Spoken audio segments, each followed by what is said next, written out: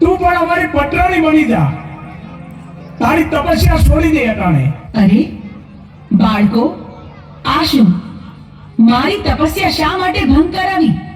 તમે જાણતા નથી કેવડું મોટું પાપ કર્યું છે તમે, ને આના માટે તમને મૃત્યુ દંડ પણ મળી શકે.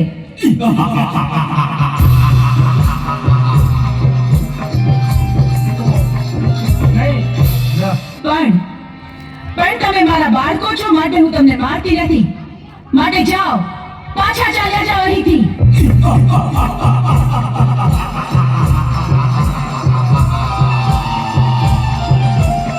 અરે સુંદરી, અમે તને પટરાણી બનાવવા આવ્યા છે.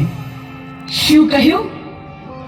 સાક્ષાત શક્તિનું સ્વરૂપ મને આદ્ય શક્તિને તમે પટરાણી બનાવશો? હા, અમે તને પટરાણી બનાવવા આવ્યા છીએ. તમે શું બોલો છો એનું ભાન નથી તમને? અમે ભાનમાં જ છીએ. પણ આવું અધમ કૃત્ય કરવાનો વિચાર તમને આવ્યો છે, એની સજા તમારે ભોગવવી પડશે.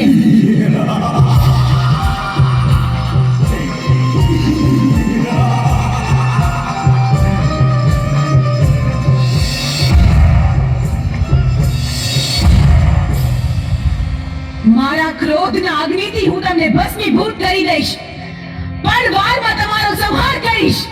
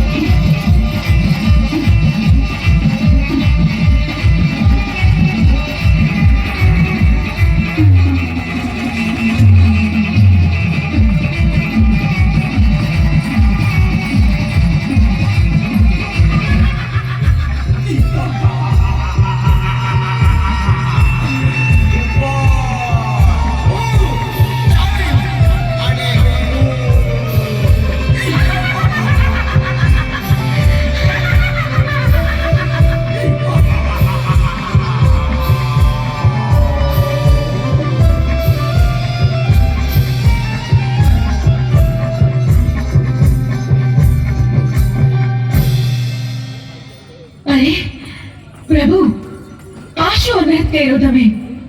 મહાદેવ, આમ મારા રસ્તા પર આડા સુવાનું કારણ શું?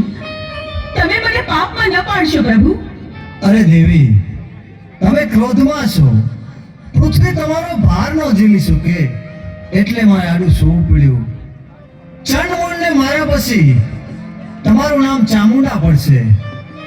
પંચાળની ધરતી ઉપર જાઓ, ચપટી ધૂળ લઈ અને ડુંગર બનાવો, એની ઉપર તમારા બેસણા કરો.